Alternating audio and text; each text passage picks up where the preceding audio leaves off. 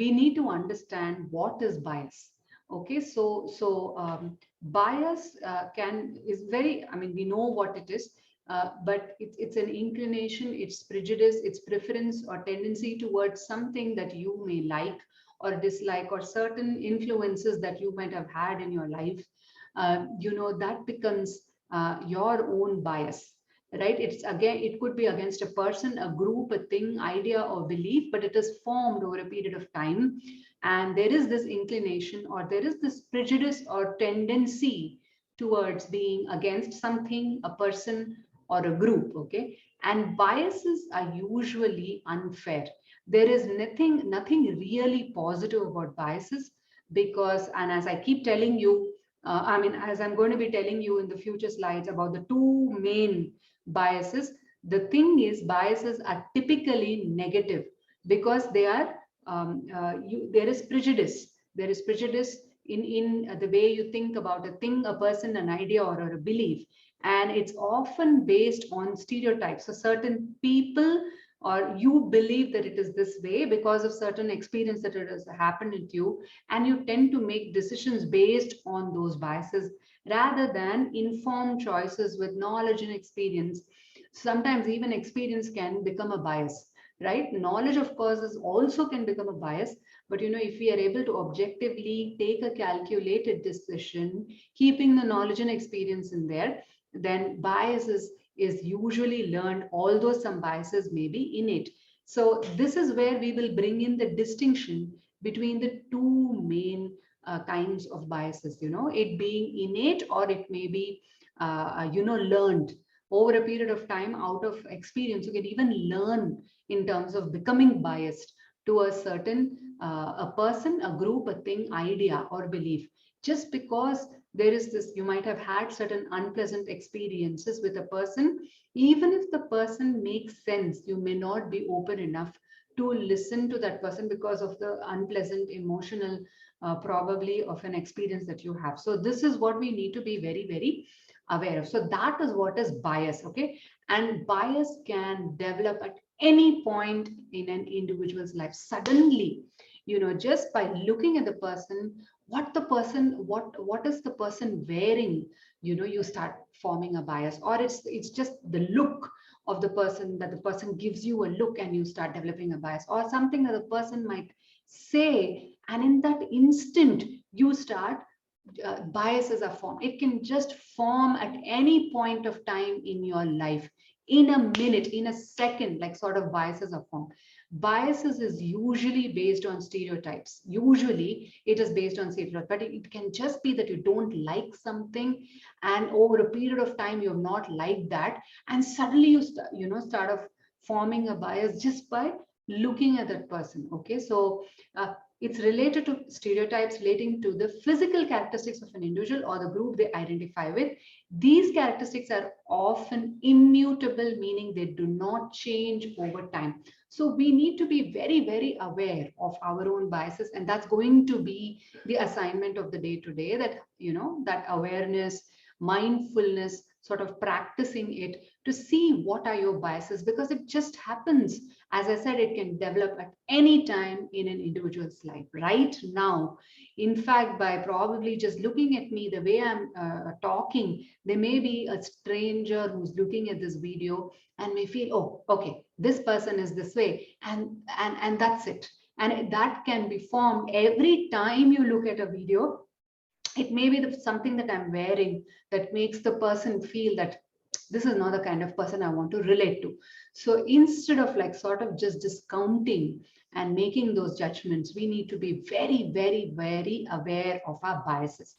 And if we become very, very aware of our biases, we become more self-reliant, because the reason why I'm linking this to self-reliance is because these are things that we are not aware of at all. Okay, so today let me actually bring in the most common biases. They are based on characteristics such as race, ethnicity, gender, religion, sexual orientation, socio-economic background, and educational background. That person is a PhD, so must be just too good. Not necessarily. That person is a lady, so she cannot really do this work on, I don't expect her to. And in fact, there are organizations, of course, things have moved a lot nowadays, but there are organizations who actually specifically mention that I don't want females to apply for this particular role. It could be the race, it could be, the sexual orientation. And this is something I must say that my daughter is much more like open when compared to me. Sometimes I'm not comfortable talking about, say, for example, transgender. This is my bias, and I need to be able to open up and see it the way it is. And if I need to make a calculated decision, about people with different sexual orientations, I should be able to do it objectively. I cannot make decisions if I have a bias against, this kind of people. So that's me, and I need to be aware. And since I'm aware, I was not aware of it earlier. I'm very, very aware of it, and I actually make it a point whenever I meet these kind of people. I make it a point not to be judgmental about them in any way, and it's very, very conscious.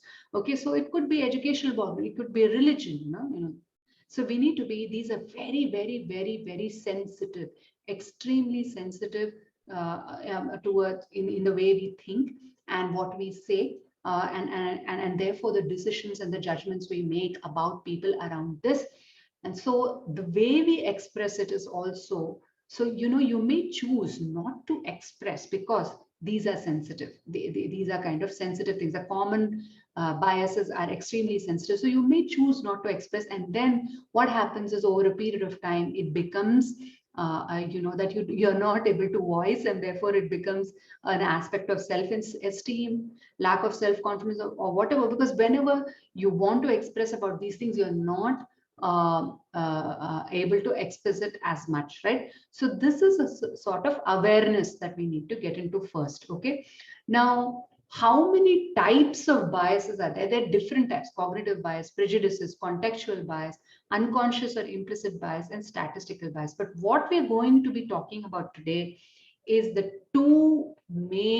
what are the two main types of bias, which is the conscious bias and the unconscious bias. Overall, there are different kinds of bias, but we will focus on these two things: conscious bias and unconscious bias. Okay, and conscious bias, as the name suggests, is that it's an explicit bias, in the sense it exists. It's interesting, that this bias exists. This is the type of bias that you're aware of, and the bias is happening consciously, because and that you're being biased and or acting with an intent, and can in fact even lead to some kind of a intention or malpractice. And so it leads to, it's a biased attitude because you have it. It's very, very explicit.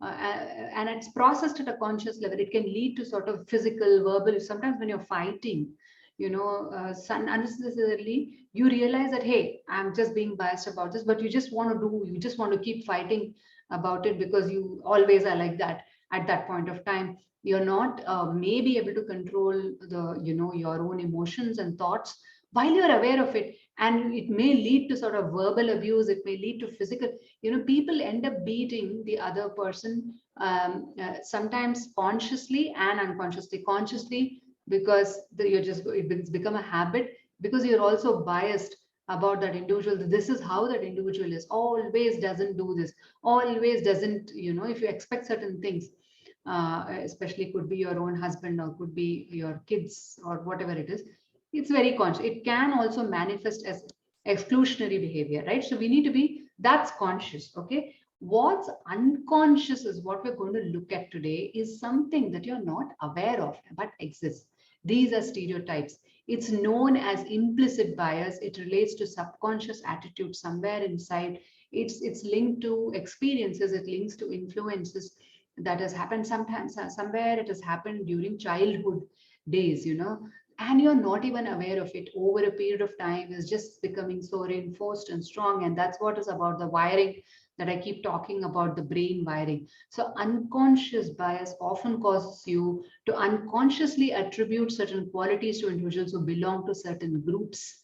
Okay, so we need to see, conscious bias are prejudices. They usually discriminate against people or groups of people. They usually malicious intent involved in conscious because you know it is explicit. Unconscious bias are stereotypes and are often based on learned associations between particular qualities and social groups. And these are even tougher. Unconscious bias is tougher to sort of even understand that it exists.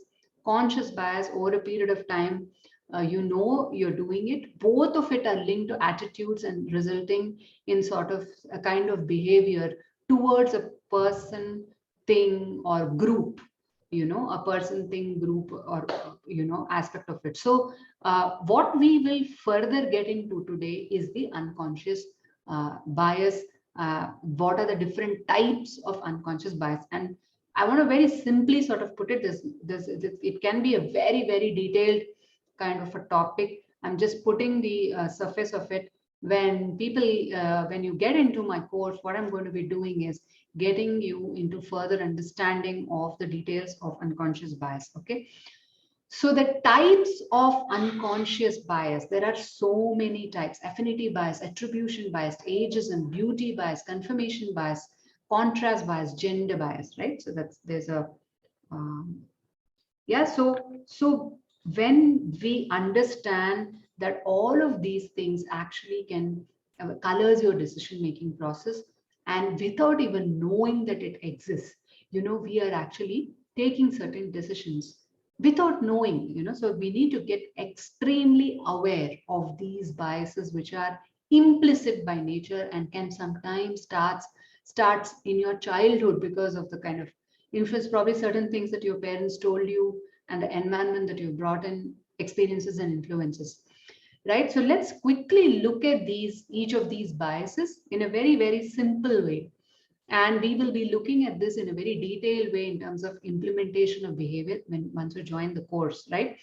So in the affinity bias, I mean, this refers to like sort of unconscious preference of people who share similar qualities, you or interests. You sort of, you feel very comfortable with them, they have the same interests and they are similar to you, and therefore you may more likely to connect with such people who have similar interests and experiences and background. And so you don't check too much and you take decisions around them thinking, yeah, they are like me, so it's easy for me to decide about this person, even if the person makes a certain whatever mistakes, or you ignore it. And you may find such people within your team, and it can be even your boss, or your boss. If your boss has an affinity bias, it can be a big problem, because if there's an affinity bias, he or she may be sort of favorable to a individual because the individual is very similar to what you are. So that is affinity bias.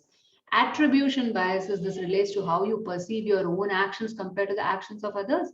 And this is typically our accomplishments, are a result of skill or internal traits. And this is generally linked to successes and failures.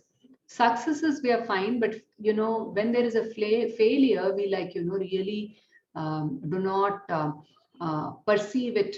It's taken too much onto us. The particularly relates to how you perceive success and failure. So there are a lot of people with fear of failure, and I used to be in that category of fear of failure. Sometimes it comes even now, right? These are very, very strong things. But so what we need to remember here is people are more likely to undervalue the accomplishments, because you always look at failures and why the hell did I do this kind of an attitude, and overvalue the mistake of others. You undervalue when you're looking at people, and therefore one is your own self. And when you're looking at people, imagine that you're a boss and you have a team, and you may like sort of keep pinpointing on the mistake the person makes rather than the accomplishments. And this comes in very naturally because of your own, you're attributing it. No, this is no good, this is no good, this is no good, this is no good. Okay, whatever you've done is fine, but you've not done these things. So that becomes the way of communication, and it leads to a bias which doesn't, attribution bias, which it's all unconscious. Okay, The third thing is ageism, of course, related to age, and because of certain, and this is very prevalent more with women than men, that after a certain age they cannot do certain things, and of course even men. But overall, ageism tends to be directed more frequently at women and refers to having negative feelings towards someone or discriminating against them based on their age. So no, this age group, so you can't. Nowadays, there are people, even in fact, in organizations also recruiting people with higher age groups because they feel that they can, like for example, calls, just taking calls or doing certain kind of simple things. It's encouraged for people to take people with, senior citizens, right? The other thing is beauty bias too. This is the belief that attractive people are more successful. The charisma. There is a whole thing around leadership around charisma where they say that, hey, because this person is so beautiful, the person is successful. Not necessarily. A person's physical appearance is used as a judgment of their character, of competency, not at all related, but it can be a bias, right?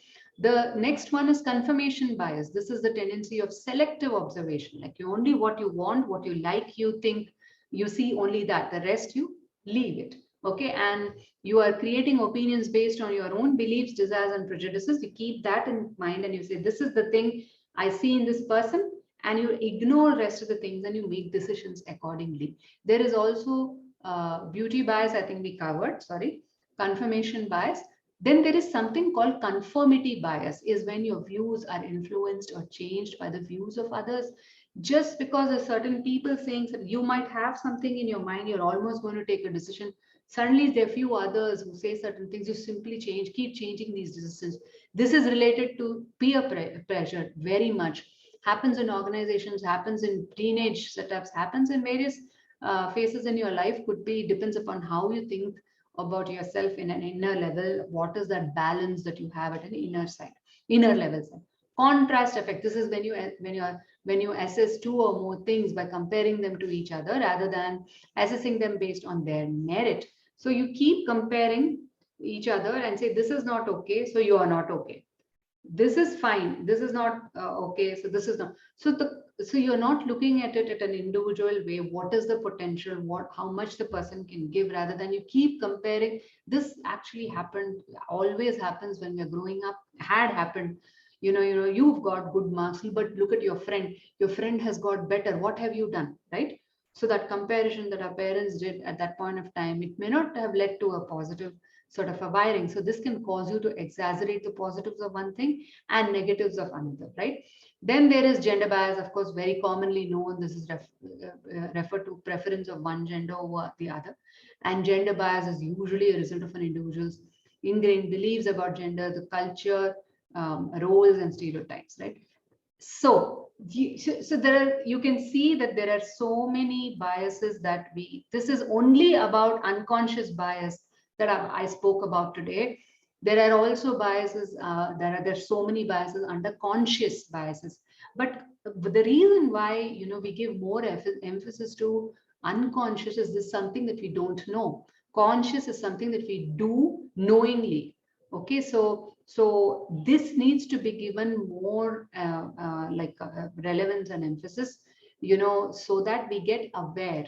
And then once the awareness comes, then we get mindful, and then we take the action. Awareness, mindfulness, and then the action, right? So what I'm going to be asking you to do today, of course, is on the assignment, is to be alert to bias, then awareness, mindfulness, then the resourcefulness, basically the action. So practice, we need to really be practicing training our brain, because this exists within us. We need to find out which bias we seem to be more is it unconscious? What are the kind of unconscious biases that we have? And do biases everyone has. Okay, but how are we dealing with it? Are we aware of it? And are we getting mindful of it? And are we getting resourceful in terms of taking actions, especially when you're taking decisions? Are you very mindful of it? So let's have the affirmation done, which is, I have the power to make people feel welcomed and valued. So you don't judge anyone based on any bias that is there within you, or so it's very important to feel constantly that I have the power to make people feel welcomed and valued. So the moment you don't feel that way and you start judging people based on the biases, you will never see them the way it is, right? So I have the power to make people feel welcome and valued. We'll do a 3-2-1 on that. And look at the beautiful quote by Ralph. It says, night dreams trace on memory's wall shadows of the thoughts of day, and they thy fortunes as they fall. The bias of the will betray. Okay, it seems, just read it again. Night dreams trace on memory's wall shadows of the thoughts of day, and thy fortunes as they fall. The bias of the will betray. Read this again and again, and basically bias doesn't help. It only will betray you as an individual, and for you to take those informed decisions.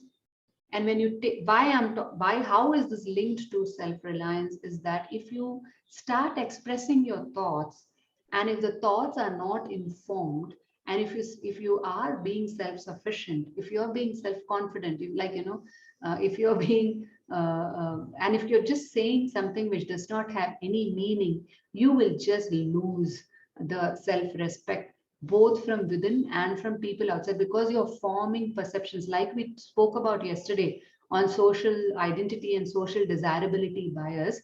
It is important to have the impression management part of it done. So for this, the biases plays a very, very important role when you express your thought. One of the things of being self-reliant is being able to voice or express your thoughts, emotions, feelings very, very explicitly, right? And that's also linked to assertiveness, like we saw, right? So it's important, one, to have the power to make people feel welcomed and valued, and start getting aware of your biases, and then take it from there to mindfulness and then to action. So let's go with the 3-2-1 on the affirmations. And tomorrow I will be announcing the time as to when I will be taking the session. The live session would happen either at 12 or 5. I'm announcing it early.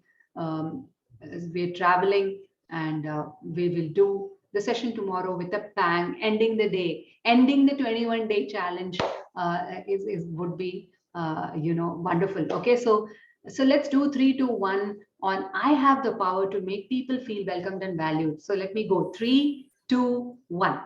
Wonderful. Go ahead. I have the power to make people feel welcomed and valued. Okay. 3-2-1. Once again. I have the power to make people feel welcomed and valued. One last time. 3-2-1. I have the power to make people feel welcomed and valued. Okay. Wonderful. Thank you so much to attend this session on a Sunday afternoon, and continue doing this. All the assignments and the affirmations, gather them up, to do that. And let's meet tomorrow, the last day of the challenge. Let's dance it out in the beginning and close the day with a big, close the 21 days with a big bang. And also we'll announce the person who's been taking notes further the last 6 days, and then close it with all of that. Do join me in sort of taking up the level 3, so that you get, which is the diamond level, you become a part of the community, you get gold and silver free, and you really transform yourself, understanding these challenges of self-reliance, and understanding brain, understanding alter ego techniques for you to reach your dreams and desires, which are your goals, by playing your roles very effectively. Wonderful. Thank you so much. Take care and see you tomorrow. Bye-bye.